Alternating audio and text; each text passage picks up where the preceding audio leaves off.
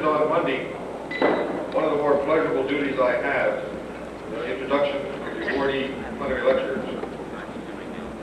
Today, we honor the 1987 recipient of the Paul H. Emmett Award in Fundamental Catalysis, Dr. Vannice of the Pennsylvania State University.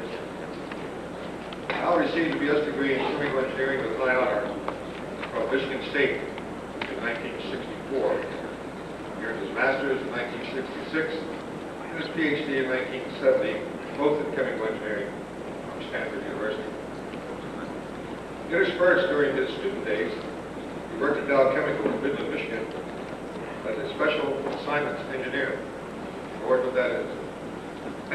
But also as a visiting research student at the University of Louvain, Belgium. 1970, I went to Sun Oil Research Establishment as an industrial postdoctoral fellow. An interesting and enlightening concept that was negotiated by Michel Boudard, whose student Al had been. 1971, I went to Exxon Research and Engineering, where he began his work on CO hydrogen chemistry, among other interests. 1976, went to Pennsylvania State University as an associate professor in chemical engineering. 1980, he was elevated to full professor. In 1985, he was named as the chair of Distinguished Alumni Professor of Engineering. Besides his research contributions, Dr. Vannice has supported the activities of many professional organizations. Al has been active in both the New York and Pittsburgh, Cleveland, Catalysis Societies, American Chemical Society, Materials Research Society, and since 1982, the Sigma's Eye Advisory Board on Absorption Science and Technology.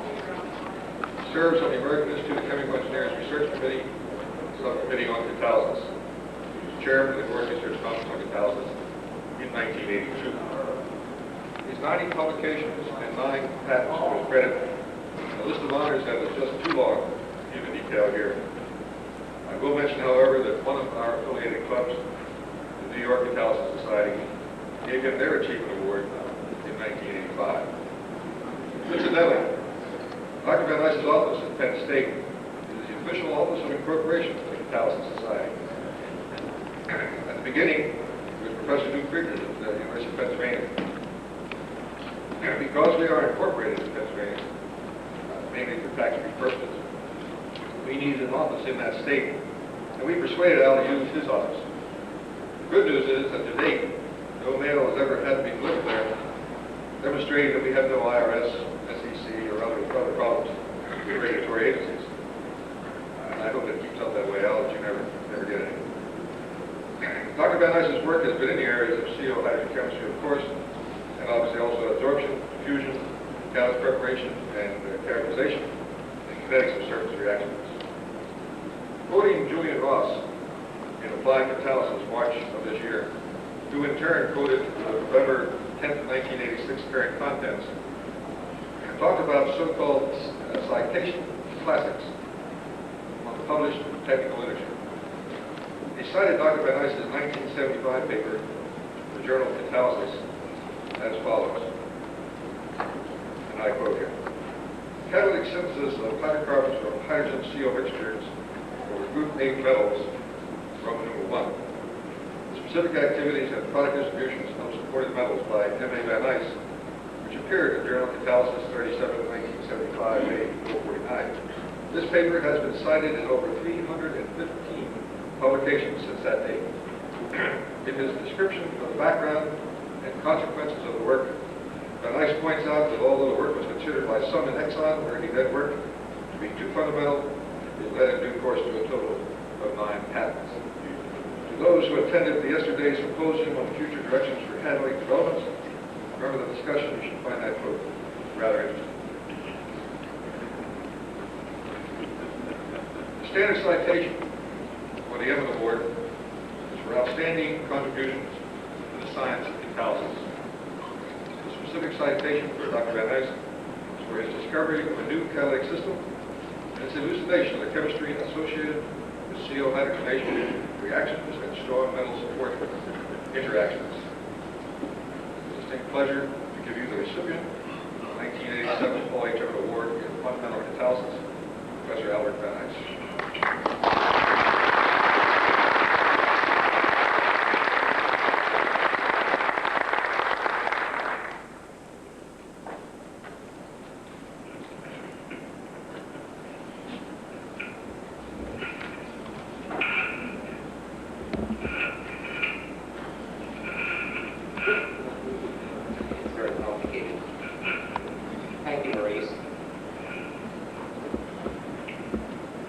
Everyone, I'd like to thank the Catalysis Society for this recognition. I really appreciate it. In particular, I'd like to thank the W.R. Grace and Company for sponsoring the Paul H. Emmett Award.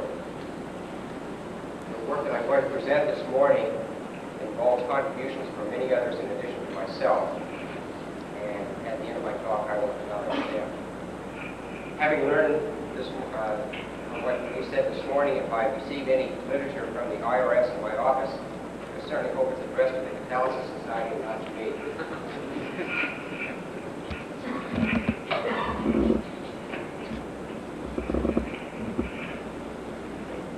Thanks. Okay.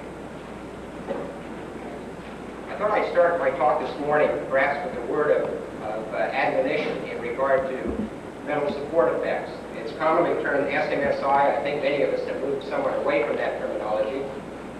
And I'd like to just point out the fact that if one talks about mental support effects in general, and what might occur, there are a variety of possibilities.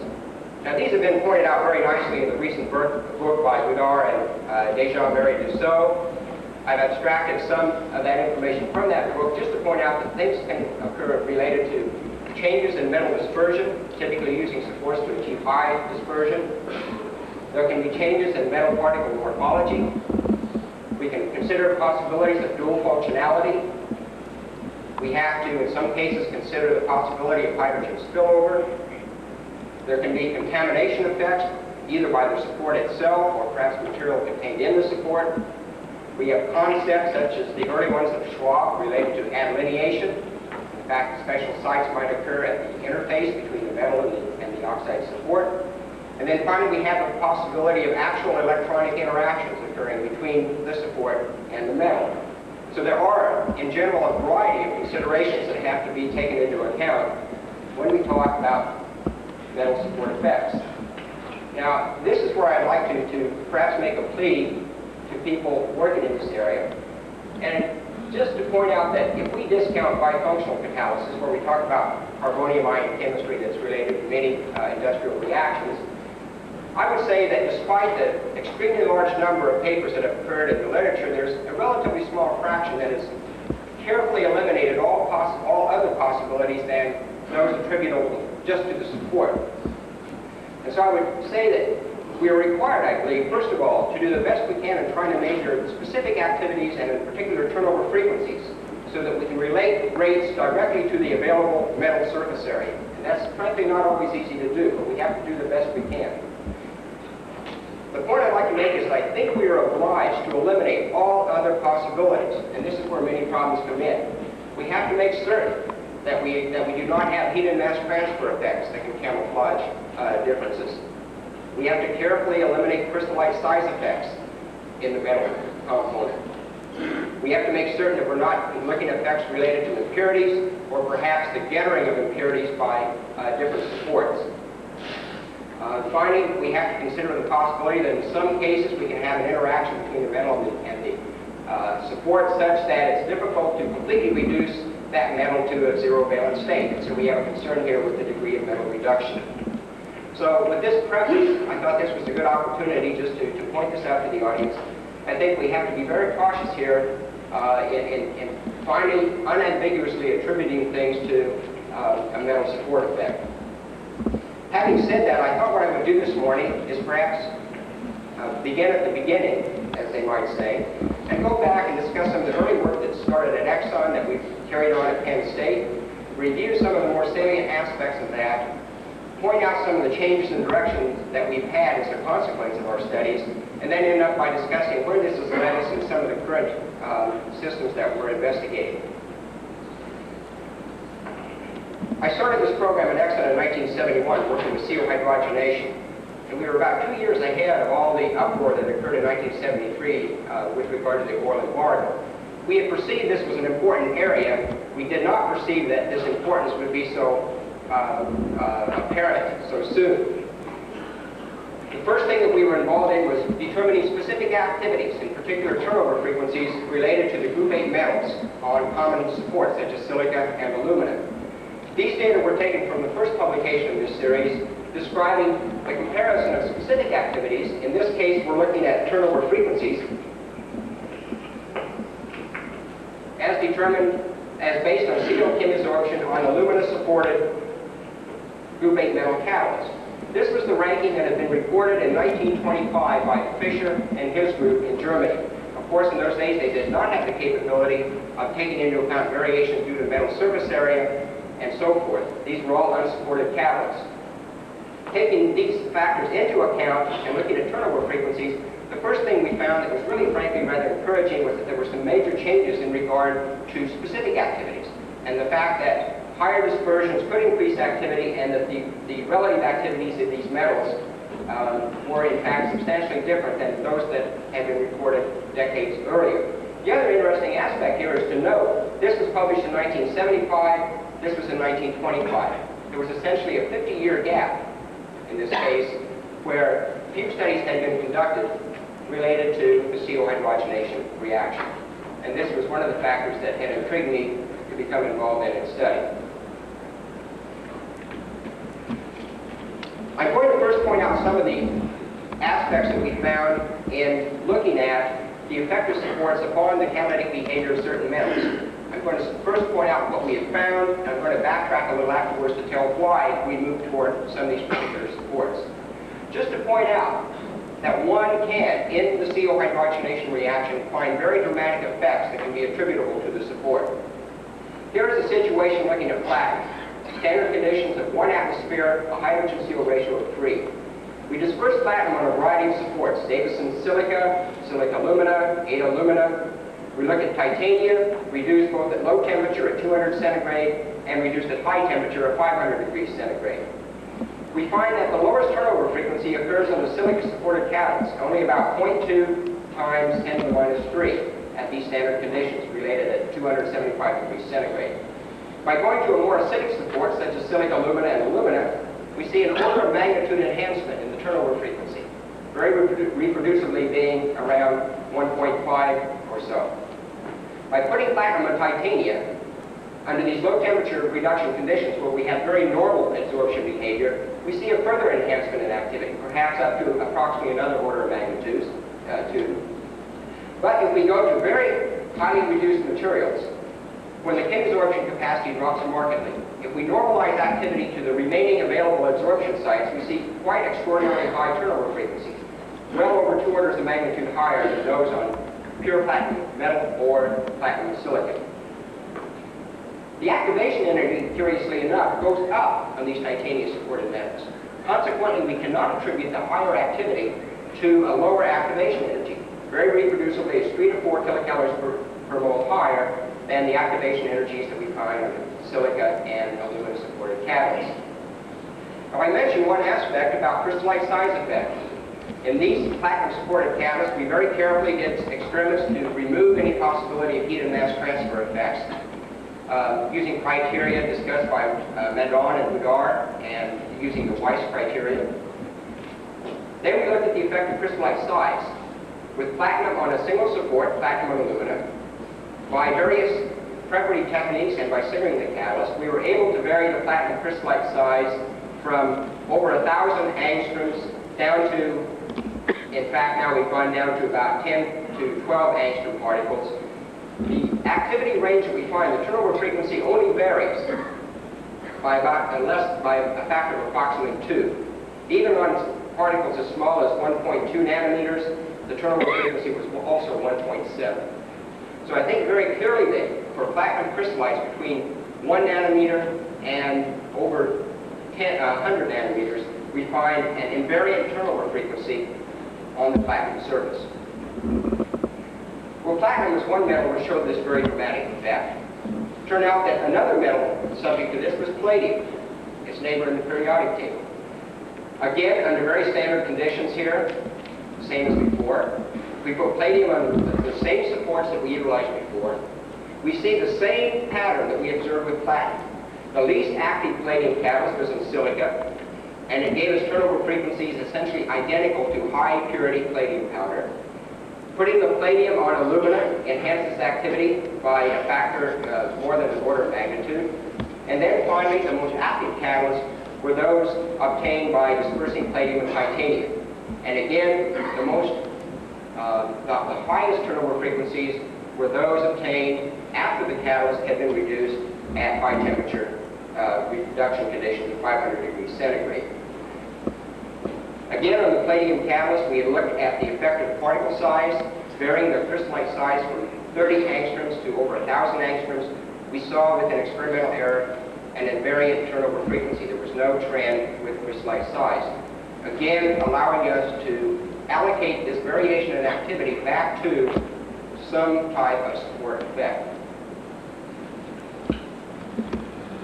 And finally, we look at nickel. Nickel was somewhat more intriguing. With platinum and palladium, we've seen changes in turnover frequency, but at least in one atmosphere, no change in product distribution. Basically, it was a methanation catalyst. If we look at nickel, nickel has the capability of producing more chain growth under certain conditions. And what we found in this case was very intriguing. In our early work at Exxon, we found if we look at the activity of nickel catalyst under the reaction conditions stated here, 1 atmosphere at around 205 degrees centigrade. Of course, if we look at nickel powder and we compare specific activities, first activity per gram of catalyst, per gram of nickel or per gram of catalyst, as we might anticipate, the nickel powder had a very low value due to the fact it has very low surface to volume ratio, very low surface area. Dispersing the nickel in typical supports like silicon and alumina produces a very large enhancement because you increase the dispersion and the surface area. The thing that was so interesting was that when we put nickel in titanium, even at very low loadings of 1.5% nickel, we were able to achieve activities per gram of nickel or per gram of catalyst that were comparable to those on the typical catalyst, as one can see here. So this is of some interest because at these loadings, we're getting much higher activities per gram of catalyst or per catalyst volume. And of course, it's information like this that is useful if you go to calculate reactor size and production in a given type of reactor system. What we tried to do then was to ask ourselves, is this rate enhancement due to a change in the behavior of the nickel itself? And so we tried to measure the nickel surface area by cane absorption techniques to compare turnover frequencies again. If we take the standard nickel materials and the nickel catalyst here, we find that on nickel powder, nickel and silica, nickel and alumina, that we have turnover frequencies in the order of 15 to 30 times 10 to the minus 3 reciprocals per seconds in this case. If we look at nickel and titanium, we frankly have somewhat of a problem. Of course, the cane absorption capacity in nickel goes down markedly, and so if we use the cane absorption capacity such as that based on hydrogen absorption, we find very high turnover frequencies, easily a factor of 10, perhaps closer to a factor of 50 or more, enhancement in turnover frequency based upon the sites capable of absorbing hydrogen. Now the complication here, of course, is that by X-ray diffraction techniques and TEM, we know that we have nickel crystallite sizes that are not commensurate with those indicated by the cane absorption. We see 50 to 100 angstrom particles. So we have this suppression that does not seem to be a consequence of the nickel crystallite size itself. If we make a limiting assumption and assume 100% nickel conversion, in other words, every nickel atom is capable of participating in the reaction, this gives us a lower limit on the turnover frequency.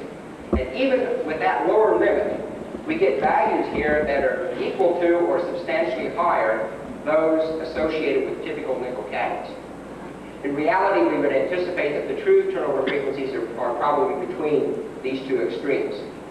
Perhaps the more intriguing thing with nickel now is the fact that we see a change in selectivity. And this is indicated by a comparison of the turnover frequency for methanation compared to the overall CO turnover frequency to hydrocarbon products. As one can see for typical nickel, They're primarily methanation catalysts, and all the CO principally goes to form methane. However, look at nickel and titanium, and we see a very marked enhancement in chain growth as indicated by this increase, or this discrepancy between these two values. I think this is illustrated perhaps more dramatically by some later results. There are ample data in the literature. I picked here some catalysts that we made at Penn State, just to verify that this is reproducible, fortunately. And one can see under these conditions in 1 atmosphere that if we put nickel and titanium, here we're looking at 7% nickel TiO2. If we run at 200 degrees centigrade and look at conditions of low conversion, what we find is that on a weight percent basis, the quantity of carbon going to methane is very low. In this case, it's 18 weight percent. We've made other catalysts that have gone down as low as 12 or 14 weight percent. The intriguing thing is, look at the product distribution. Most of the product comes out in the form of C4 to C8 paraffins. We get almost no olefinic production. We get a product made here that is perhaps close to being of interest to a distribution that might be utilizable for gasoline, even though, of course, these are highly normal paraffins. The other aspect I want to point out here is by going to higher conversion conditions, in this case 15%, in other cases we've gone up well above 30%, we find very little change in the product distribution. We still see low methane made, and we still see the primary product distribution coming out in C4 to C8 olefins, indicating that in these cases where we are producing a lot of water as a byproduct, it does not seem to markedly change the catalytic performance of the catalyst. These nickel-titanium catalysts show other differences compared to normal nickel catalysts. In some of our Exxon work, we used a high-pressure reactor to study the hydrogenation properties of nickel, starting at 1 atmosphere and running continuously as we increase the pressure. What we found in this case under continuous operations was some deactivation. Even at 1 atmosphere, we saw some deactivation over a 30-minute to 1 hour period. We went to 10 atmospheres, again saw a deactivation. This was our first activity measurement. 30 minutes later, this was another. And again, we keep seeing a deactivation occurring even at pressures as high as 30 atmospheres. So under these conditions, we found that there was some deactivation in the nickel alumina catalyst. However, if we went to nickel titanium under identical conditions, what we found in this case was much less deactivation occurring, as shown here. And we get a continuous increase in activity, as we would expect from the atmospheric partial pressure study, which showed that the partial pressure dependence of total pressure for nickel is typically between 1/2 order and 1st order. So we see much less deactivation, performance much closer to that observed at 1 atmosphere. I might add, upon examination of the used catalyst, we saw substantial carbon deposits. So we think the principal deactivation mechanism here is carbon deposition, although there were some indications of a small amount of nickel sintering in this case. Now, I'd like to put this slide in. It's a little bit busy, but I want to point out one thing. By the time, before I left Exxon, we had looked at the behavior of all the group 8 metals on TiO2 with the exception of osmium. We never spent any time studying osmium. The thing I'd like to point out here in particular is that using TiO2 as a support, we did not find a uniform effect in all the group 8 metals. There were some very different activity patterns that were apparent. We saw substantial rate enhancements if we look at the more noble metals. The metals in the group in the periodic table in the middle and lower right hand and the right hand portion. We saw activity enhancements for platinum compared to alumina, iridium compared to alumina, as one might see by comparing these turnover frequencies over here. We saw some activity enhancement for rhodium and activity enhancement for palladium. As we moved to the middle and upper right-hand corner of the periodic table, we found less activity enhancement. As I mentioned earlier, nickel showed a higher activity. But for ruthenium and titanium, the turnover frequencies were quite similar. And if we look at cobalt on titanium compared with that of alumina, we also saw no significant change in turnover frequency. Now, I might say that these were all pre-treated under identical conditions. 500-degree reduction for 2 hours for all these catalysts. And there's a little bit of an artifact built in here because very easily the pretreatment conditions can have a major effect upon the behavior of these catalysts. However, I might point out that iron, which is one of the most active CO hydrogenation catalyst when placed on supports like alumina and silica, we essentially had an inactive catalyst. There was absolutely no enhancement of activity, and you can see there was a very marked decline in activity in this case. And I think we were puzzled by this for several years, but in a paper in 1981 by Jim Domestic and his group, they showed very nicely that with iron, there's a very strong tendency for the iron to migrate into the titania under certain reducing conditions. And so a nice explanation, therefore, of this behavior was the fact that the iron can become buried by the titanium. Of course, in subsequent studies, it's been shown very clearly that supports, in particular titania, can migrate on top of these metal crystallites that reside on the support. Now, I've shown you some of the behavioral patterns of these metals when put upon a support like TiO2. I haven't told you yet why we were so interested in TiO2. And I think at this point I'd just like to mention I consider myself very lucky that I was able to work in an environment at Exxon at that time in the early 70s that allowed us a lot of interaction between different groups. And I was very fortunate at this time to be able to interact with people like Sam Towster and Shun Feng and Bob Barton, who were studying TiO2 for a completely different reason. They were trying to stabilize metals. But I was aware of the fact that they were finding very intriguing behavior, and they were changing markedly the absorption properties of CO and hydrogen. Well, it was pretty obvious if CO and hydrogen are your reactants and you're changing the absorption properties, then titanium might be a support of some interest in regard to altering the catalytic behavior of the metal upon which they're absorbing. And there was some reason for believing that this might indeed have an effect on the catalytic behavior. I extracted this from a paper that was published in 1977, taking the best data in the literature at that time from the ultra-high vacuum literature for heats of absorption, and comparing the turnover frequencies for carbon monoxide hydrogenation that we had measured in the laboratory. We found a rough correlation between the activity of the group 8 metals and the CO heat of absorption that had been measured on their surfaces. Now, of course, these are average values, and there's a certain amount of uncertainty in both directions here, but it was intriguing that there did appear to be a possible correlation. This is, of course, very similar to some of the volcano plots that have been published in the past related to other reactions, indicating that if we were able to change the bond strength of the metal and the carbon monoxide molecule, we might hope to be able to change the reactivity of that species on the metal surface. And one can see here that if we go to too weak a bond strength, we have low activity. Too high a bond strength gives us also low activity. There appears to be an optimum in here somewhere. And so at that time, 10 to 12 years ago, this was part of the incentive that we had for looking at a variety of metals oxide supports, in particular titanium. So this wasn't completely haphazard, and I did have the good fortune of being in this situation of serendipity with some of the others in the catalysis group there. Now, if we wanted to pursue this possibility, we asked ourselves the question, is there any way that we can learn more about the adsorbed state of carbon monoxide in these metals? We decided there were a variety of ways open to us. One of the first that we decided to examine was the carbon monoxide infrared spectra that could be obtained on these different catalysts. So we asked ourselves the question initially, a very simple one,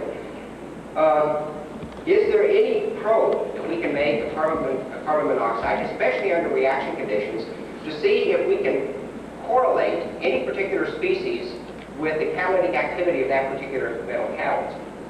So we built an in situ reactor. We could study the CO methanation reaction under we could get infrared spectra under reaction conditions. And this is a typical set of data that we were able to obtain. Again, based upon some of the earlier work of Ishams and so forth, it was quite well known that there were two predominant species of carbon monoxide absorption on metals like platinum and palladium. We had this high frequency band, typically around 2060 to 2080 wave numbers, and a lower frequency band that typically came in around 1850 or 1950 wave numbers. This is typically associated with the linearly absorbed species of CO, and this is attributed to the bridge-bonded form of CO. And of course, our first curiosity was to find out if either of these species appear to be associated with this higher activity. Well, we absorb at room temperature. This is our background. We absorb at room temperature. We get very nice, sharp, well-defined peaks under high CO pressures. We introduce hydrogen at room temperature. It's very non-competitive with CO under these conditions. We see almost no effect on the infrared spectra for either species. And then we heat to steady-state reaction conditions. With this particular catalyst, we find that there's almost no change in the peak intensities of either species. There may be a small decrease here and a certain amount of broadening due to the change in the thermal conditions, but primarily we can conclude that under reaction conditions, there's no significant change in concentrations, and that both species are very easily detected on the surface. Let's look now at the behavior for platinum titanium. Again, we look at the baseline, we introduce carbon monoxide at room temperature. I don't know if perhaps that can be focused slightly. We may have a good football team in our photographic department. It doesn't always turn out the best slides. As you probably are aware of, the CO2 absorption capacity goes down markedly on these TiO2 supported materials. So note the change in the intensity here. It's a factor of 2 greater. So we have much lower CO absorption. Despite that, it can be detected. The peaks are easily visible but quite weak, but they are distinct. Again, the high frequency species, the low frequency species. The first intriguing thing we found was that if we now introduce hydrogen at room temperature, whereas there was essentially no change before on the other catalysts, and that was also true for platinum on silica and for platinum on aluminum, we now see a very distinct decrease in the peak intensity for both of these species. The bridge bonded species is essentially gone completely. The linearly absorbed species has a very noticeable decrease in intensity, even at room temperature. By the time we heat up to steady-state conditions, what we find is almost no infrared active species that are detectable on the middle catalyst. So very intriguingly now what we have is the most active catalysts having very small amounts of infrared active carbon monoxide under these steady-state reaction conditions. Well, this has at least 2 possible explanations. One is that somehow we have made hydrogen more competitive for absorption for these reaction sites, so that we could have a displacement of carbon monoxide and perhaps a higher relative concentration of hydrogen to that of CO under reaction conditions. Since hydrogen partial pressure dependencies are about first order and near 0 order for CO, this in itself could lead to a more active catalyst. We increase the hydrogenation because we have favored the hydrogen concentration on the chemical surface. Alternatively, however, there was the possibility that the hydrogen under these conditions could be facilitating CO dissociation, or even after these thoughts, we could have new types of sites in the catalyst that also would facilitate CO dissociation, and of course dissociated CO would not be detected by infrared spectroscopy. As a consequence of those studies, we modified some of the earlier ideas we had about the CO hydrogenation reaction over these group-8 metals. And we felt that for the more noble metals, in particular platinum, palladium, iridium, and perhaps rhodium, that for these metals, which do not dissociate carbon monoxide readily, we might have a change in the rate determining step such that the presence of hydrogen in the catalyst could facilitate the rupture of the carbon monoxide, the carbon-oxygen bond, which is a very strong bond, 256 kilocalories per mole. This seemed very reasonable for several reasons. First of all, some very nice work in the late 70s by Vannice and other workers at SRI have shown very nicely that methanation and CO hydrogenation on many metal surfaces, such as nickel, in particular ruthenium, proceeds by rupture of the CO bond to give a surface carbon species. This is subsequently hydrogenated to give methane and other hydrocarbons. So we proposed again that we have quasi-equilibrium for absorption. The possibility now that the hydrogen is involved in the rate determinant step to help facilitate this bond rupture, giving us some species on the metal surface.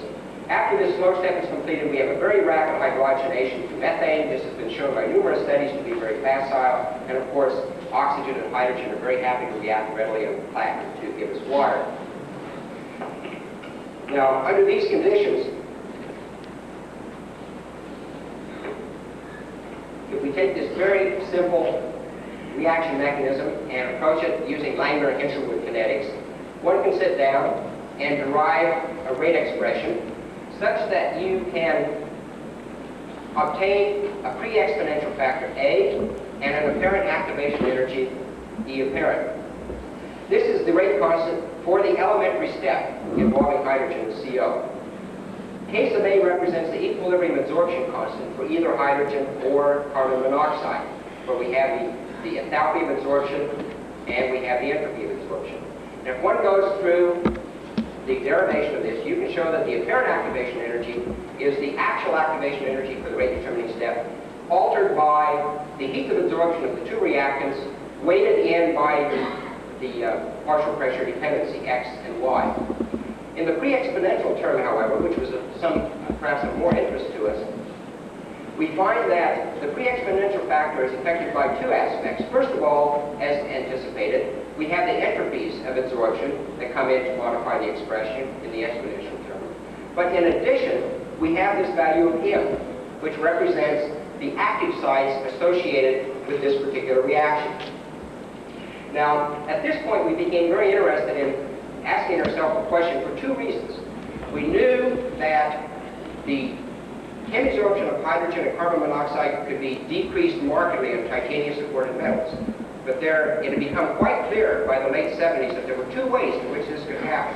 The first could almost be ascribed to a physical process of titanium migrating onto the metal surface and essentially physically blocking metal sites so that the absorption capacity decreased just because the metal essentially became, if you want to call it contaminated, you may, but essentially the metal was covered by the support.